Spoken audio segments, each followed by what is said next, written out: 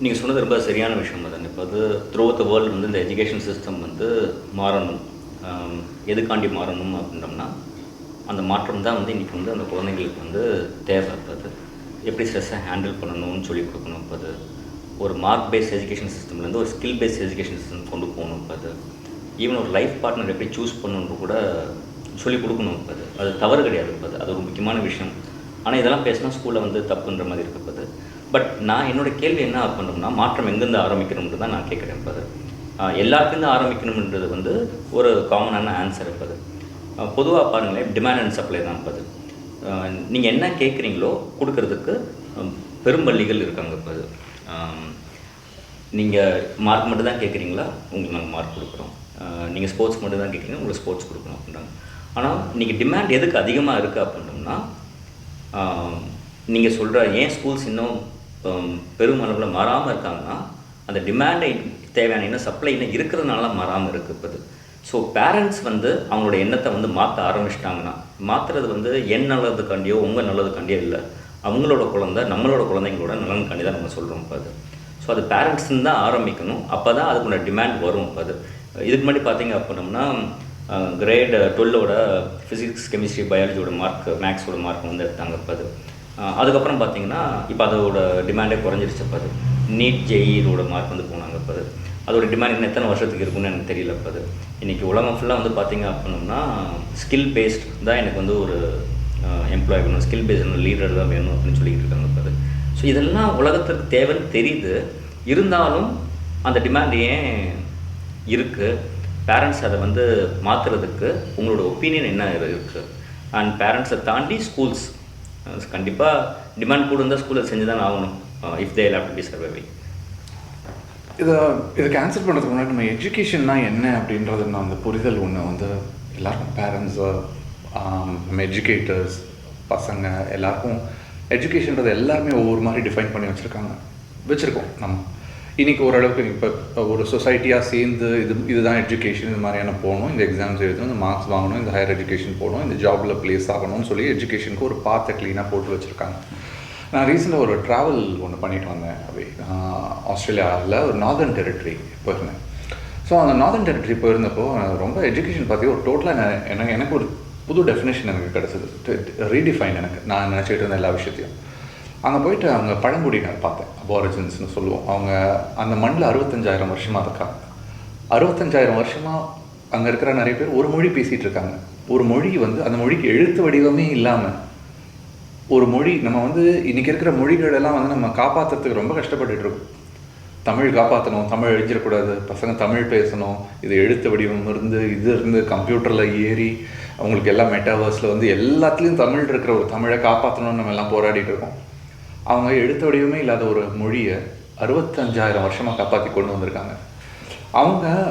அவங்களோட பசங்களுக்கு சொல்லிக் கொடுக்கறதெல்லாம் என்னென்னா, அவங்க எந்த கிளானை ஃபாலோ பண்ணணும், அவங்க எந்த மரத்தை யார் காப்பாற்றணும், எப்படி காப்பாற்றணும், எந்த மீனை வந்து யார் மீன் பிடிக்கலாம், யார் மீன் பிடிக்கக்கூடாது, எப்போ காட்டுக்கு தீ வைக்கணும், எப்போ காட்டுக்கு தீ வைக்கக்கூடாது, எந்த பறவைகள் வரும்போதெல்லாம் வந்து நம்ம அந்த சின்ன சின்ன காட்டில் தீயிலேருந்து காப்பாற்றுறதுக்காக முன்னாடியே தீ ஆரம்பிக்கிறதுக்கு முன்னாடி அவங்களே சின்ன சின்னதாக தீ வச்சு காட்டை ப்ரொடெக்ட் பண்ணுவாங்க.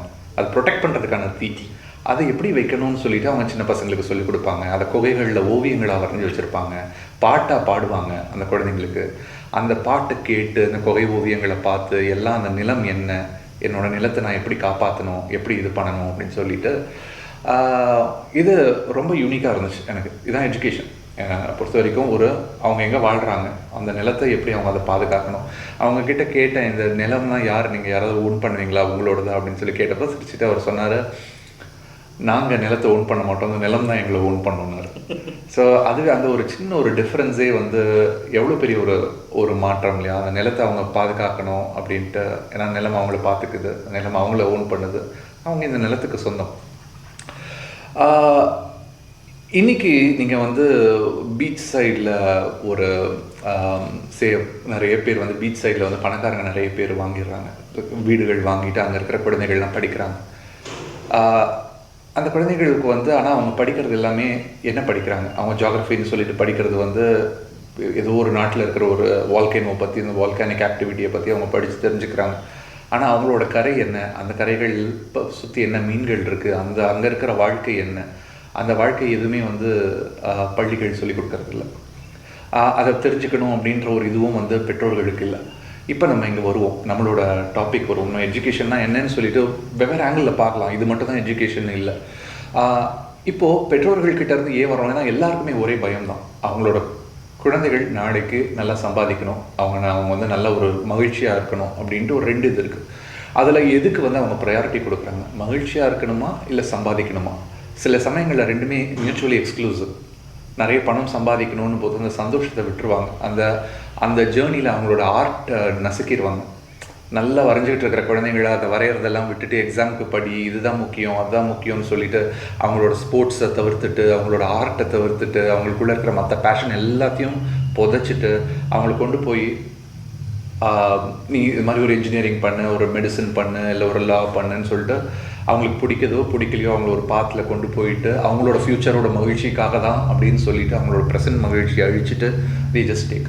ஸோ பேரண்ட்ஸ் யோசிக்க வேண்டியிருக்கு, நம்ம எஜுகேட்டர்ஸ் நம்ம யோசிக்க வேண்டியிருக்கு, ஆசிரியர்கள் யோசிக்க வேண்டியிருக்கு, எல்லாரோட அரசு யோசிக்க வேண்டியிருக்கு. இது அரசாங்கம் வந்து புதிய கல்விக் கொள்கைகள் ஒவ்வொரு வாட்டி பண்ணும்போதும் எல்லாமே வந்து ஒரு கரியர் ஓரியன்டாக, ஒரு இது ஓரியன்டாக அப்படின்றது மாதிரி இல்லாமல் நம்ம நாலேஜ் ஓரியன்டாக, நம்ம நிலம் ஓரியன்டாக, நம்ம இந்த உலகம் ஓரியன்டாக, இயற்கை ஓரியன்டாக நம்ம பண்ணணும், என்ன தேவை அடுத்தது.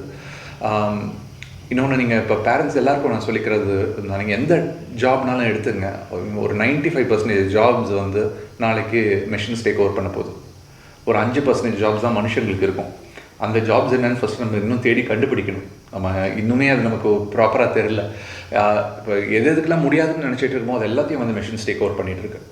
ஆர்ட்டை நினச்சிட்டு இருந்தோம், ஆர்ட்டை ஃபுல்லுத்தையும் எடுத்துக்குது. இப்போ அதோட குவாலிட்டியில் நம்ம இப்போ வரைய முடியாது, அதோட வேகத்துக்கு நம்ம ஈடு கொடுக்கவே முடியாது, அது ஓவியம் வரைகிற வேகத்துக்கு. அதே மாதிரி பாடல்கள் உருவாக்குது, கதைகள் உருவாக்குது, எல்லா ஆர்ட்டுக்குள்ளே உள்ளே வந்துடுச்சு. டாக்டர்ஸ் படிக்கிறாங்க, எல்லாம் அவ்வளோ இது பண்ணி மார்க்குன்னு படிக்கிறாங்க. ஆனால் இன்றைக்கி வந்து அமெரிக்காவில் எடுத்துக்கிட்டா ஒரு 20-30% மக்கள் வந்து இன்றைக்கி அவங்களோட டாக்டராக அவங்க ChatGPT தான் யூஸ் பண்ணுறாங்க. அவங்க டாக்டர்கிட்ட போய் பார்க்குறது இல்லை. ஏதாவது இது தான் என்னோடய சிம்டம்ஸு, நான் இந்த ஏரியாவில் வாழ்கிறேன், எனக்கு இதான் என்னோடய ஏஜ் இது அப்படின்னு சொல்லிட்டு சொன்ன உடனே அதை அந்த ஏரியாவில் என்னென்ன இருக்குதுன்னு சொல்லி பார்த்துட்டு இது பண்ணிவிட்டு அது ஏற்கனவே அவ்வளோ டயக்னோசிஸ் உள்ளே இருக்குது, அதுக்கு எடுத்துக்குது. ரொம்ப ப்ரிசைஸ் சர்ஜரிக்காக படிக்கிறாங்க, சர்ஜன்ஸ் ஆகணும்னு நினைக்கிறாங்கன்னா ரோபோட்ஸ் வந்துட்டு இருக்கு சர்ஜரிக்கு. ரொம்ப ப்ரிசைஸ் சர்ஜரி வந்து அதுவாக பண்ண முடியுது, அதால் அனலைஸ் பண்ணிவிட்டு அதால் பண்ண முடியுது. ஸோ எந்த இது ஜாப் எடுத்துக்கிட்டாலும் நம்மளோட காம்படிஷன் அடுத்தது இதுதான். ஸ்போர்ட்ஸ்னு எடுத்துக்கிறாங்களா, இன்னும் ஒரு 10 வருஷம் 20 வருஷத்துக்குள்ளே we'll have a robotic Olympic. ஃபுல்லாக robots will be competing in Olympics. Robots கூட மனுஷங்க கலந்துக்கலாமா, இல்லை ரொபாட்ஸ்க்கு தனியாக ஒலிம்பிக் வேணுமான்ற சண்டை நடந்துகிட்டு இருக்கும். இன்றைக்கி வந்து ஆண்களோட பெண்கள் மோதலாமா, பெண்களோட ஆண்கள் மோதலாமான்னு கேட்டுட்டு இருக்க கேள்வி எல்லாம் மாறி அது எப்படி ஒரு ரொபாட் கூட மோதி ஒரு மனுஷன் வந்து பண்ண முடியும், ரொபாட் ஜெயிக்குதுன்னா நாங்கள் வந்து இதை கரெக்ட் கிடையாதுன்னு சொல்லிட்டு ஒரு பெரிய ஒரு போராட்டம் வெடிக்கிறதுக்கான வாய்ப்பு இருக்குது. இது மாதிரியான ஒரு வேர்ல்டை நோக்கி போயிட்டுருக்கோம். எல்லாத்துலேயுமே வந்து இந்த மெஷின்ஸு டெக்னாலஜி எல்லாம் நம்மளை எடுத்துகிட்டு போக போகுது. அது நம்மளை ஓவர்டேக் பண்ணிக்கிட்டு போகிற அந்த காலகட்டத்தில் இருக்கும். இப்போது நம்ம மனிதர்களோட வேலை என்ன, நம்மளோட மகிழ்ச்சி என்ன, நம்ம என்ன சம்பாதிக்க போகிறோம், எப்படி ஆடு மாடுகள்லாம் வாங்கி வச்சு வளர்த்து அதை ஒரு ஃபார்மில் வச்சு அதை மேய்ச்சிக்கிட்டு பணம் பண்ணாங்களோ அது மாதிரி இனிமேல் எல்லோரும் ஒரு ரோபோட்ஸ் வாங்கி விட்டு அந்த ரோபோட்ஸை வேலை வாங்கி அதுக்கிட்ட இருந்து காசு சம்பாதிக்கிற மாதிரியான ஒரு வேர்ல்டுக்குள்ளே இப்போ எல்லாம் போயிட்டுருக்கும். வேர்ல்டோட டாப் கம்பெனிஸ் எதுவாக இருக்க போது, எதெல்லாம் இது மாதிரியான அந்த ஏஐ யூஸ் பண்ணி மக்கள்கிட்ட பணம் வாங்குதோ அது அவங்க தான் சம்பாதிக்க போகிறாங்க. மற்றவங்க எல்லாரோட வேல்யூ கம்மியாக போகுது. இந்த மாதிரியான உலகத்தில் என்ன நமக்கு தேவை அப்படின்னு யோசிக்க வேண்டியது பேரண்ட்ஸோட பொறுப்பு, ஆசிரியர்களோட பொறுப்பு, மாணவர்களோட பொறுப்பு.